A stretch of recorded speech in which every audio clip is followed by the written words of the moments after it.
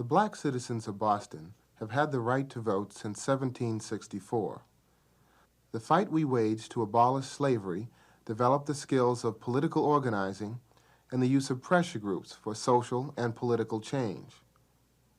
These skills were then and continue to be prerequisites for political action. At the start of the Civil War, Massachusetts was one of only 5 states where black people could vote. In the period following the Civil War, blacks were elected to seats in the Massachusetts legislature and in the Boston City Common Council. During the 1800s, the West End was in the process of taking its place as an effectively represented black community in Boston when the city decided to change its political boundaries by redistricting. What was formerly the West End's Ward 9 became divided in 2. One section was included in the Democratic Party's Ward 8, which had the effect of diminishing black political power. The second half of the ward was combined with Ward 11. Ward 11 was predominantly Republican, like the blacks of the West End, but the change made blacks a minority in the ward. This redistricting plan undermined the political representation that blacks in the West End had since 1776. The redistricting move seemed to coincide with a white backlash against the economic and political gains blacks were making following the Civil War. The second political restructuring in Boston that eroded black representation even further was the abolition of the Common Council in 1909 and its replacement with the present City Council structure. After the installation of the City Council, black elected representation in Boston was almost nil, and for all intent has not expanded. Since the new city charter took effect in 1909, only one black man has served on the City Council and none on the school committee. But now, how many of us are registered to vote? And how many of us who are registered are voting? In 1967, this is what the figures look like for registered voters and for people who actually cast ballots in the election for mayor, city council, and school committee. In this election, Thomas Atkins was elected to the Boston City Council.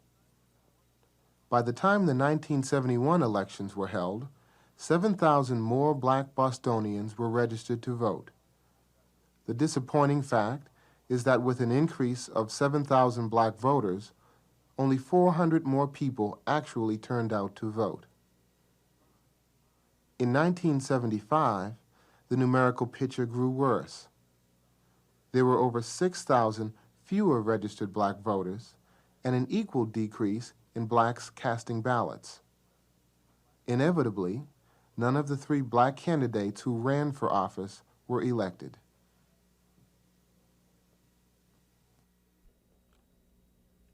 Good evening. I'm James Rowe.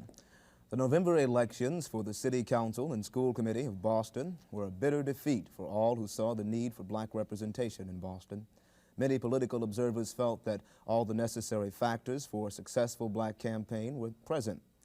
With advantage of hindsight, we're going to analyze what the November elections say about us as a community. With us this evening to explore these topics are Clarence Dilday, unsuccessful candidate for the City Council; Richard Taylor, John O'Brien's campaign manager; Louis Overby, reporter for the Christian Science Monitor; and John O'Brien, unsuccessful candidate for the school committee. Welcome to Say Brother, gentlemen. Thank you very much. Why do you think the black people of Boston were unable to elect either of you in this past election? I think there are many factors, but one of the overriding factors is that in the city of Boston, black people make up 25% of the electorate, and it's very difficult for the black community to elect a person by themselves. It's necessary for the total Boston community to be involved and to participate. Clarence? Well, I'd say that, but also I think I'd have to say that we as a community are under-registered, that when you look at a community that has the potential for about 70 to 80,000 voters, about 23,000 black voters turned out on the 4th of November. Also, I think that we have yet to demonstrate, and that's probably a reason for the first thing I said, we've yet to demonstrate an identifiable gain flowing to people by their casting a vote.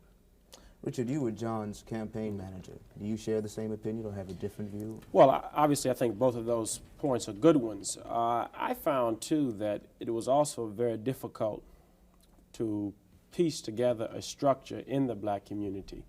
By that I mean some people would say, well, look, I can do all of Ward 12 for you. I'll make sure that the literature gets out. I'll make sure that the people get out to the polls. I'll have a poll count for you. I don't believe, and even between our two organizations, now there are some campaigns that have been able to put together some stronger organizations, I think perhaps on the mayoral level. But I don't think the structure in the community is ready. Apart from talking about a candidate, who can you go to on Elm Hill Avenue and say, make certain that everyone on Elm Hill Avenue votes? And I think until we begin to organize our community on that level, on that fundamental level, we're not going to be able to deliver, albeit 25%, albeit minimum services. We're not going to be able to deliver whatever our maximum is. Louis, how about a journalistic opinion? Well, journalistically, I think all of the gentlemen are correct, but I think that there's apathy in the black community in bringing out votes. It seems that if a few more really had gone out to vote, at least Mr. O'Brien could have been elected, because he got more votes than I think any black candidate has ever received an election in Boston. He got quite a few white votes, but he really didn't get the turnout on the black votes that you might have expected. There was not an overwhelming surge to the polls by black people in the black communities as there was in the white community. A lower percentage of blacks voted than in the white. I think black was about 56% or something like that, and the city average was 65. 65, sure. And that meant that the white average basically was probably around 70%. And think if we'd voted 70%, he might have been able to get in. Do you think this says something about the commitment of black people putting a black person in an elected office in this area in Boston, in light of the situation in Boston now? I don't think, excuse me, it says anything other than the fact that, as what John was saying, as what I said before, we're not organized to deliver politically. And I think that's a function of the city. The city is set up to disempower black people. It's a function of the fact that our elected officials don't have the power they might have in other cities. And it's a function of the fact that we have no patronage to dispense in order to build a political machine in our community. We have a very difficult job to overcome the real barriers that we have to building efficient black organizations. It's no secret, I mean, that it hasn't been done before, but the real reason is we don't have the resources, and we haven't really shown our people why it's to their best interest to vote. Let's take an example, for instance. There's a lot of talk around town now about 2 or 3 people who have an option on becoming a deputy mayor for the city of Boston. Well, I think that's really insufficient consideration for the kind of support that our city, that our community gives to candidates running for mayor. Amen. We ought to be talking about economic development. We ought to be talking about development of the Dudley Street area. We ought to be talking about the Southwest Corridor.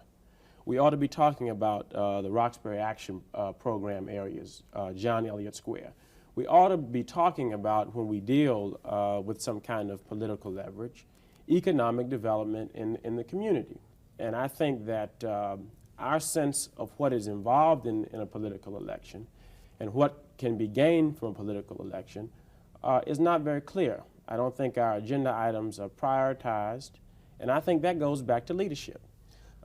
And I think, you know, until we begin to understand that we do have a lever and that our lever can begin to gain us something, we're not going to be able to demonstrate to people that there are certain goods and services associated with participating in politics. And we talked about organization. When the votes were analyzed, it was found that Kevin White, who was reelected as mayor, received more votes in the black community than you did, John, who received the most black votes. And when it was broken down ward by ward, does that say anything? Does that signify anything? I think one of the things that we have to be careful about is generalizing in terms of the percentage of blacks and whites that live in Roxbury and Lower Roxbury. There are a substantial number of white people living in what we call the predominantly black wards, and I think that we have to be cognizant of that. Okay. But my feeling is that in many instances, I'm not making excuses for the electorate, okay, but I think it's important to look at also the atmosphere and the condition that we had the campaign under. And we were talking about phase 1 of desegregation that brought out a lot of hostility and a lot of violence. We're talking about a school committee who was able to arouse the white people in the city of Boston to be anti-black. And I think that it's important for us to recognize that these are very difficult factors that we have to fight against. It's really not making an excuse for black people not coming out to vote. But I think we have to go back a long way to really analyze and look at some of the reasons why many black folk do not participate in the process in the city of Boston today. Well, I think that you're right there to a degree, but I feel that this is probably why the question of leadership comes up, but then there's a question of what to gain, but I think that there has to be sort of a new approach, because as long as black people keep dwelling on past inequities and deciding that, well, because this has happened in the past, well, there's nothing in it for me, then they never work toward progress. Now, I noticed that when we were talking about aims, Mr. Taylor was saying what we should be looking forward to. I think that this is what we need to think more about. I felt that when Governor Dukakis came to the black community, the people on welfare were well organized, and they were speaking from all corners of the auditorium. I think 1 or 2 people were representing the Southwest corridor, 1 or 2 people representing Circle, 1 or 2 something else. But they were overwhelmed by welfare recipients. And to Governor Dukakis, and if you notice in his discussion of the budget, he did save some of the welfare budget.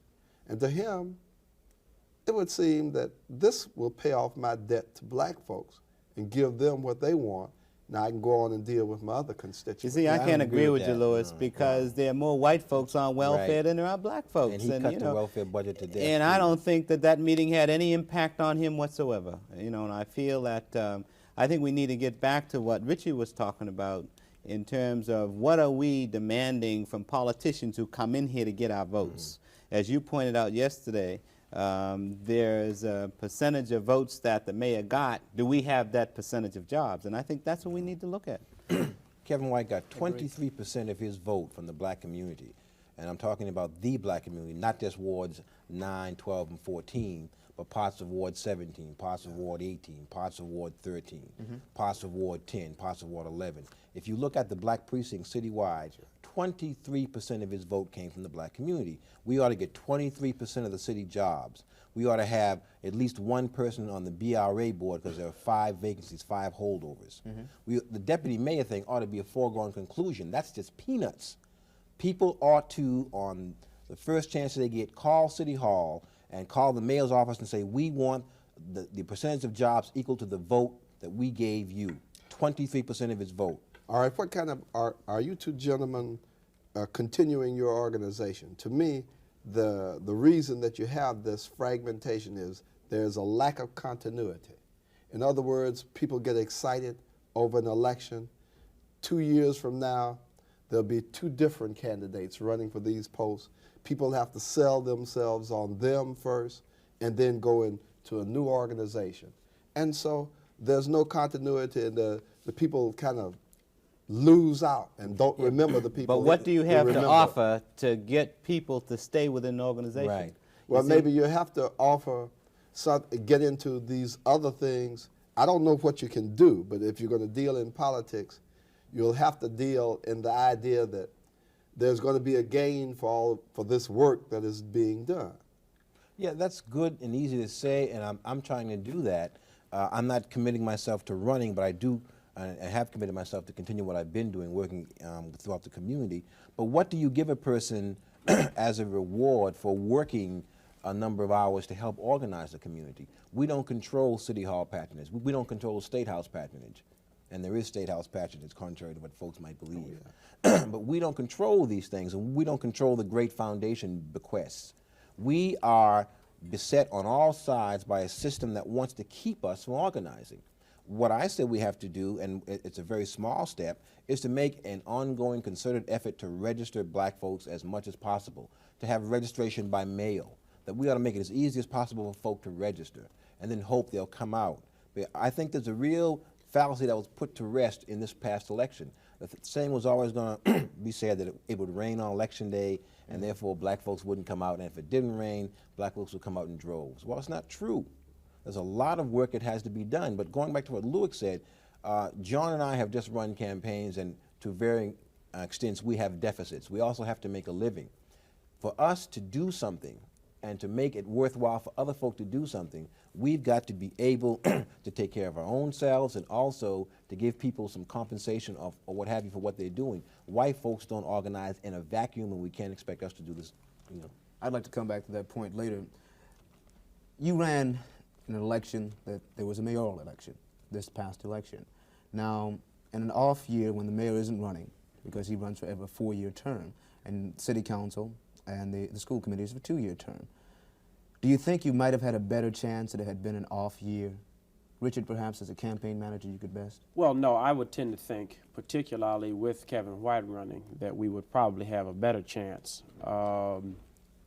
You have people are more conscious of the election, all people across the city, and since these are citywide elections, we need everyone who as possible, who can be conscious of an election.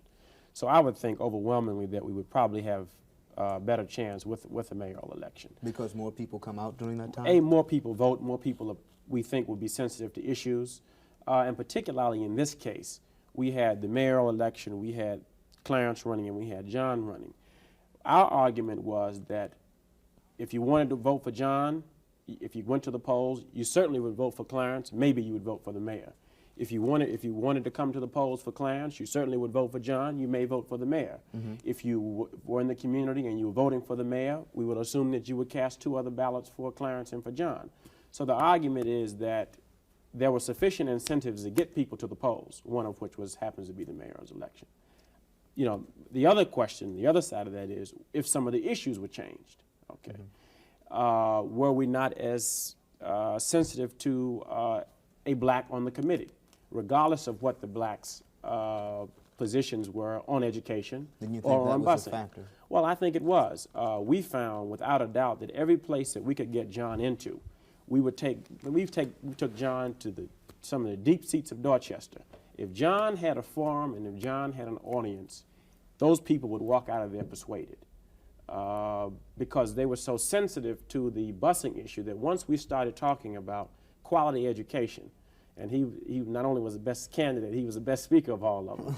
Once we got an opportunity to do that, he would gain. So I think were the issues, and I mean, when do city council members start running on busing issues? I never will forget reading one of Clarence's ads in the East Boston paper, the only one with issues, talking about the airport, talking about 2 or 3 neighborhood concerns. The rest of them were talking about keeping strong voices, which has nothing to do with the issues of being a city councilman. So I think the issues, Clarence clearly would have done, wonderfully had they been dealing with issues, because he was the only issue-oriented candidate in the game. Yeah, looking at it from hindsight, I noticed that actually all the newspapers, including us, did come out in support of both Clarence and John, because the newspaper editors recognized them as issue-oriented candidates and not as racial candidates. Now, sometimes I wonder, because this city is one of the rare cities that has citywide elections for every little post, when most cities have district elections, especially for the council. And I would wonder if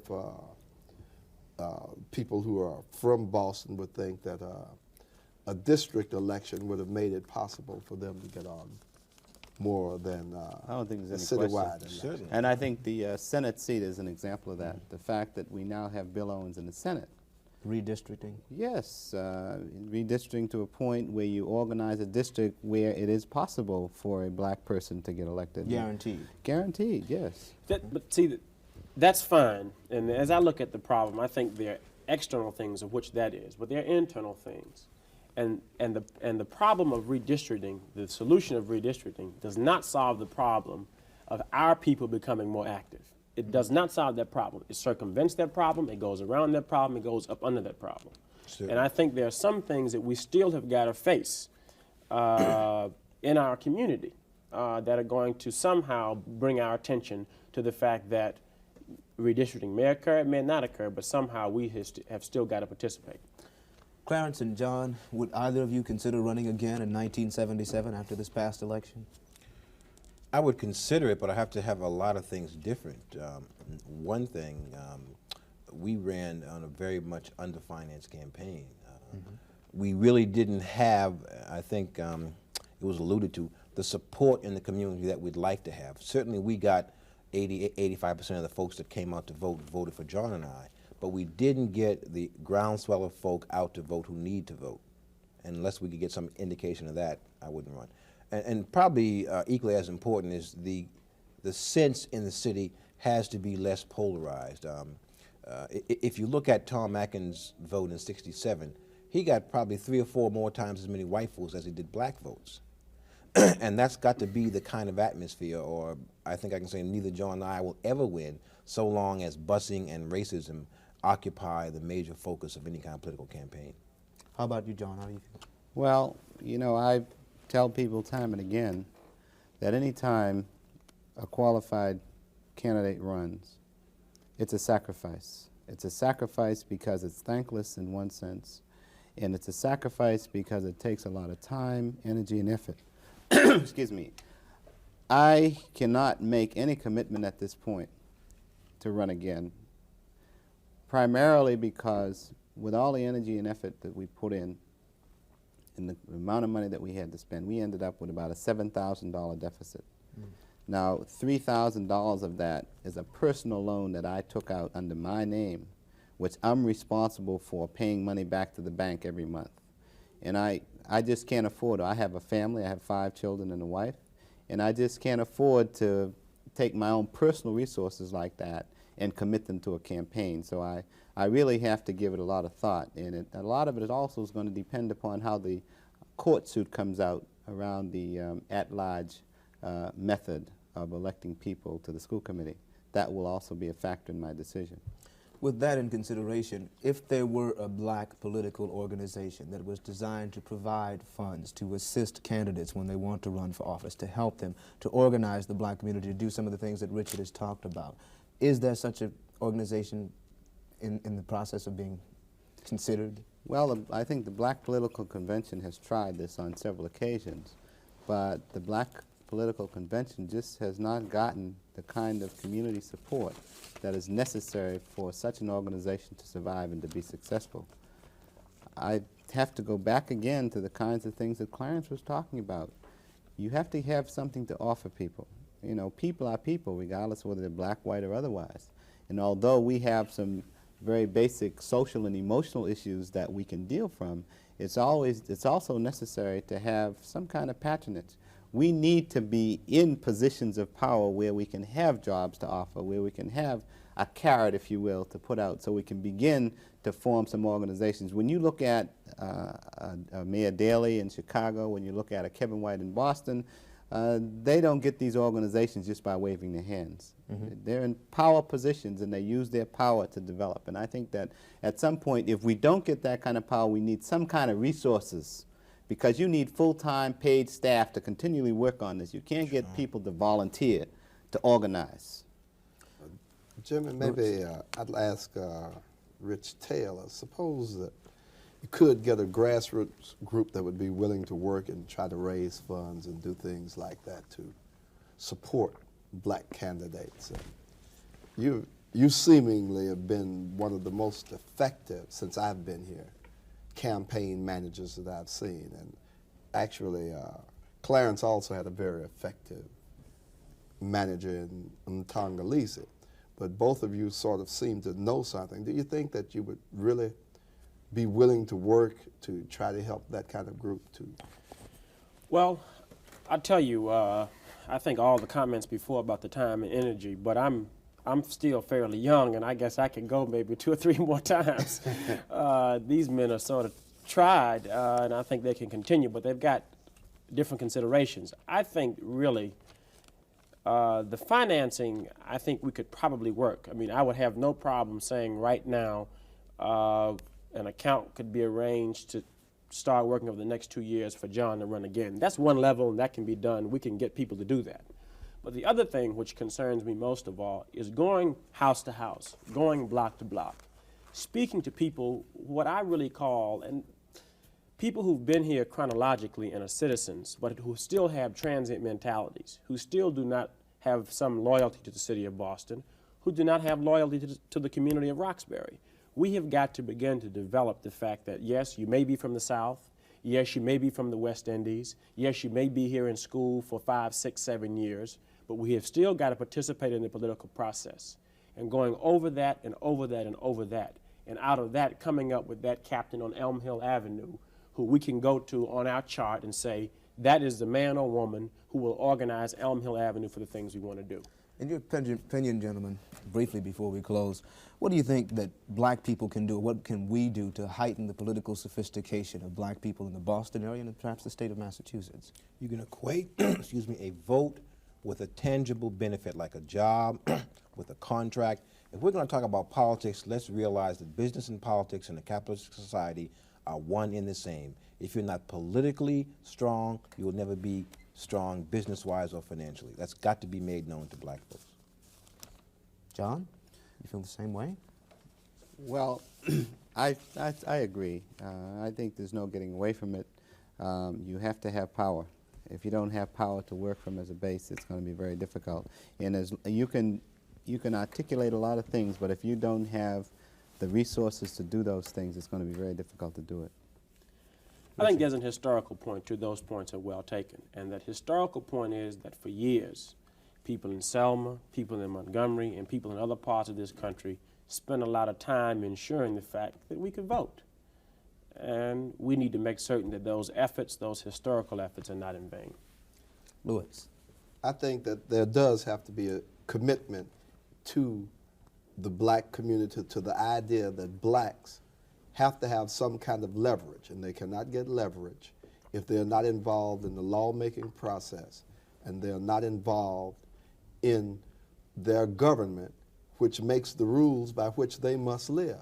And unless we all are willing, this means that we professionals have to lend some of our free time to helping these candidates in some type of organization or in nothing but maybe making a speech somewhere to get them together. Helping us clear up our deficits. Yes. Gentlemen, hopefully we've offered some solutions. Thank you very much for participating in Say Brothers' analysis of the past municipal elections.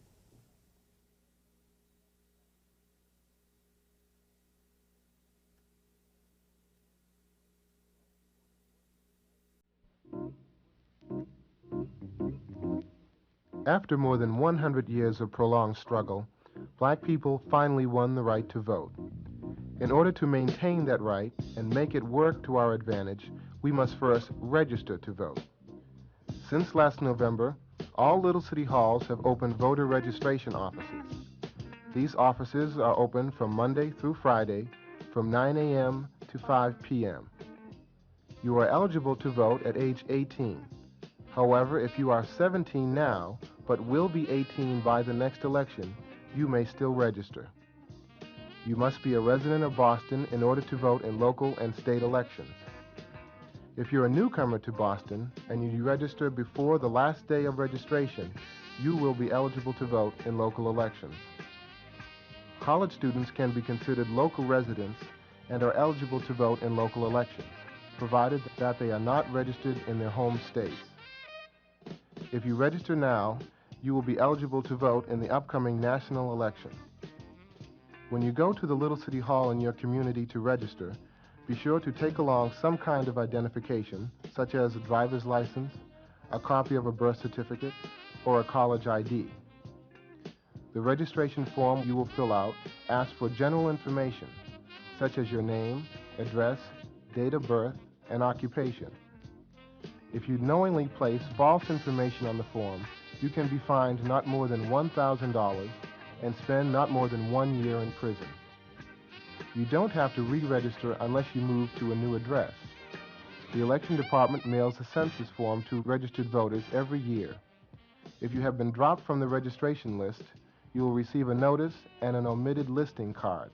If you put your current and former address on the card and mail it back to the elections department, your name will be reinstated on the list. The only persons who are not eligible to vote in local elections are non-citizens, persons registered in other states, those considered by law to be mentally incompetent, and citizens who have previously violated election laws. Inmates in Massachusetts penitentiaries may vote in state elections by absentee ballot if they were registered prior to their imprisonment. However, they cannot vote in city elections.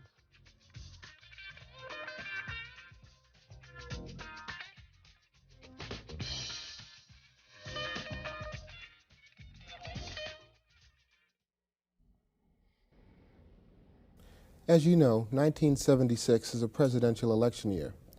Both Democratic and Republican candidates will be vying for the votes of Black America. In the past, we have been a crucial factor in a number of successful presidential campaigns. The late John F. Kennedy's presidential election is just one example. In this segment of Say Brother, we're going to discuss how Black America can come away from this presidential election year with what we need to survive in America. With me is Dr. Ronald Walters of Howard University. Dr. Walters has devised what he calls a strategy for 1976, a Black political party. Welcome to Say Brother, Dr. Walters. Welcome, Brother Dyden. Why do you think we need a Black political party in 1976? Well, I think we need a Black political party because you mentioned 1972 and the critical role that Black people played in the election of John F. Kennedy. At the same time, I think we ought to mention that we played that role quite by accident. It was an accident that Black people played a role in the election of that president. I think that rather than leaving the potential political power of Black people to accident, what we really ought to be trying to do is to seek a way to systematically influence the electoral process. And if we can do that, I think that that relates to our ability ultimately to begin to influence the delivery system of the political process. Mm-hmm. So you feel that just because Black people primarily have voted Democratic, that it was an accident that we were in a position to make the difference in those elections? That's right. Back in 1948, there was a book published by Henry Moon. Henry Moon at that time had taken over the Crisis. W.B. Du Bois had been the editor of the Crisis. And he developed a theory of the balance of power, a way that the Black vote could exercise the determining influence in elections. Well, that theory has been around with us for some time, but we have never really organized our vote and disciplined our vote so that it could consistently become the balance of power. And as you say about the election of 1960 with John F. Kennedy, that was an accident that we had that impact. So what I'm seeking is a way by which we can organize Black votes, not just depend upon the individual whim of the voter or of the circumstance, to organize Black votes in order to do that. Now, there are conditions here. The most prime condition under which Blacks can determine the balance of power is when the white vote is pretty evenly split. I see. In that situation, if we are organized, we can consistently affect the outcome. My feeling is that 1976 has all of the earmarks of a situation in which there's going to be fragmentation with respect to the Democratic Party, many candidates running. The number of candidates. The number of candidates, right. And also a possible situation where the national election between the Democrat and the Republican Party will be close. In both of those situations, in terms of the Democratic Party's nominee and in terms of the eventual presidential election, I think the situation is going to be tight enough that an organized Black vote might be able to determine the outcome. But I keep stressing organization as the key, because organization is the foundation of any organization, party, institution, or whatever have you. Right. Well, what do you think we've learned from, say, the '72 election? what was our position, do you see then, and how do you think we've lost out in that election? How do you think we positioned ourselves then, and what can we learn from that? Well, I think in 1972, we should have learned something. I'm not sure we did. I think we developed a marvelous vehicle in the National Black Political Convention and in the Assembly, which came out of the convention. What that did was to say to us that we have the power to mobilize politically. That's no accident. Black people, I think, have always historically had the ability to mobilize. But what we had trouble with in 1972 was the bargaining mechanism. There was a strategy developed that I'm sure you're familiar with. The strategy was that we would have the convention. Out of the convention would come the National Black Political Agenda. Right. We would take the National Black Political Agenda to both the Democratic Convention, the Republican Convention. That major candidate that said he was going to support most of what we wanted in terms of the agenda would be the individual we voted for. Now, that strategy was sidetracked at the Democratic National Convention because many of the people who were involved in developing that strategy sold it out. And that may be harsh, but I think that we really should be harsh. But so, if it's true, if it's true, it's true. That's right. So I think that we learned that within the confines of party politics, it sometimes is very difficult, even though you have mobilized, to form that mobilization into the correct kind of bargaining mechanism. I see. That's one of the reasons why my strategy says that we can use the party system, but if the party system doesn't work, take it out. Take the bargaining mechanism out of the hands of the professional politicians. So what it does is it gives us options right down to the election. That's right. To maneuver and be in the right position to get what we need. That's right, because under my strategy, if we go into the Democratic Convention and black leadership is not satisfied with what they've got in the Democratic Convention, then the next logical step is to step outside of the convention and to run a write-in candidate for president. Okay, could you explain a little more about the ins and outs of your strategy? It's very intricate, and I think for our viewers would like to hear a little more intricately how it works. How do you see it? Well, in a way, it's very simple. I start with the proposition that it's not going to be so much a political party as it is a party strategy. And let me explain the difference. If we were talking about developing a black political party, there would be many things that we would have to do in terms of national organization, many legal things. We would have to comply with federal law. We would have to comply with state law for getting on the ballot. The new changes that have come in with campaign financing and so forth have made that very difficult, almost impossible to do now. So I'm not talking about developing a formal national black political party. What I am suggesting is that black organizations, black political organizations, black community organizations, develop themselves into a coalition that would operate as a party. What kind of organization do you see kind of being in the forefront of that? Well, black politicians have a natural leadership role there to play. But I also would hope that some of the stronger national black organizations would also join into that. I see organizations like Operation Push being a part of it.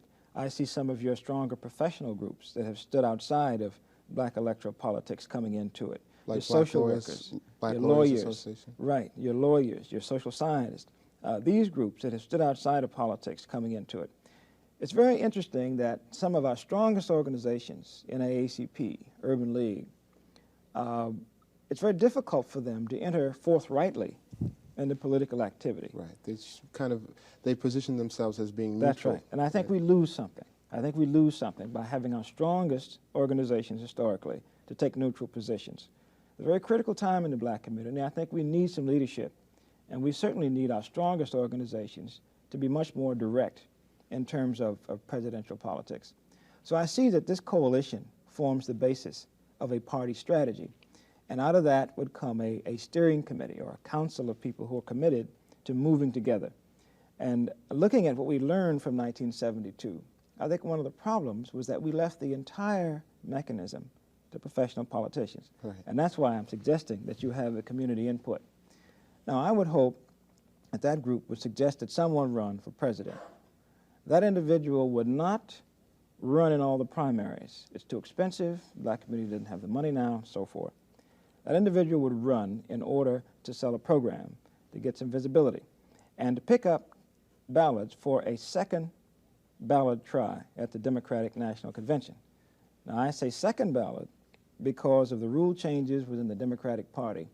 Most of the delegates who go have to be committed to one of the major candidates on the first ballot. That's that preference. That's right. That's fair reflection of presidential preference. So I would think that what people could say was that, all right, we'll vote with you on the first ballot, but on the second ballot, we're going to vote for our man. Right. So that what you have here is a mechanism for depositing black delegate votes with a black candidate. Now, if that black candidate has the support of this coalition mechanism, then he's going to be in a position to bargain with the major presidential figures for what? For goods, for services. And I'm not talking about dollars necessarily for voter registration. Right. I mean, that's important, certainly. But I think if we are sincere about the fact that political activity leads to the delivery of goods and services, then I think that ought to be the basis of the bargaining. So we're talking more about programs. That's right. Housing programs. That's right. We're talking about health housing. programs. We're talking about whether or not that individual supports the Hawkins bill, the Hawkins-Humphrey bill, full employment. Is he behind H.R. 50? How does he define full employment? Is he for structural change? How much housing is he willing to put in the black community? What about health care? Would the black political candidate be kind of in a position to present the issues and speak to the issues that affect black people before the convention? Would that be his central role? And that's the reason for going around the country in that interim period. Now, if blacks are unsuccessful at the Democratic Convention, it seems to me then they ought to step out. They ought to step outside of that framework. You see, in 1972, the momentum of the national black political strategy ended with the Democratic Convention. Now, that's a bit like saying that, well, even though the Democratic Party and the Republican Party have taken us for granted for so long, that we're still going to end our political season where they end theirs. I think that that's a logic that we should no longer accept, and I think we ought to be prepared to do exactly what George Wallace did. We ought to be prepared to position as many millions of black votes outside the party structure as we can in 1976. Very interesting to me that George Wallace is now perhaps the most important single person in the Democratic Party. And there's a lesson in that, I think, for the way in which blacks should organize themselves. it seems like he never stopped organizing. No. And he organized straight through. When one That's election began, he was still moving. That's right. And he didn't treat the party as his church. Right. He treated it as a temporary political vessel. It seems like that's one of the things that has been lacking in the black community for a while is that ongoing political structure. It takes a good deal of energy and time to pull together an organization, make it work effectively, and have it be an ongoing kind of function. And when you have to do that every 4 years, in the case of a presidential election, every 2 years for say, a school committee or a city council election, you lose the momentum that you could gain during that interim time. Yes, you do, and that's one of the reasons why I've been so concerned about the status of black political organization at the state level. We can talk about that two ways. First of all, the Gary attempt to organize nationally and to have an ongoing apparatus between elections.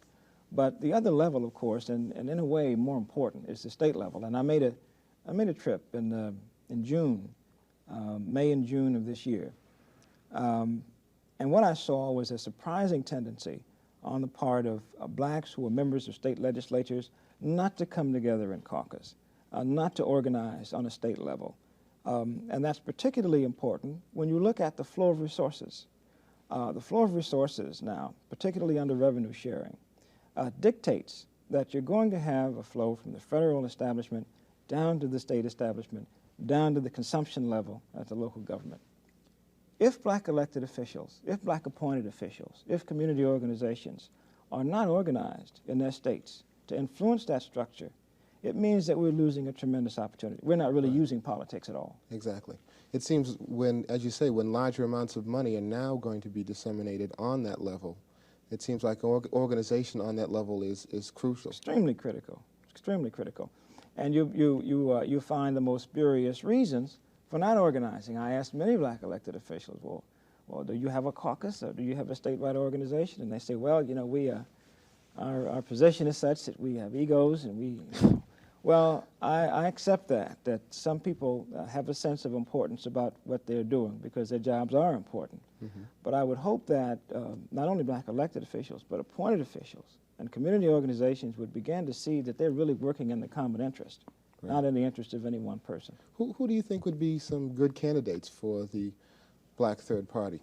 Well, I think that there are a number of fairly outstanding individuals, maybe not as well known around the country, and I'm thinking of people like George Brown, Lieutenant Governor of Colorado.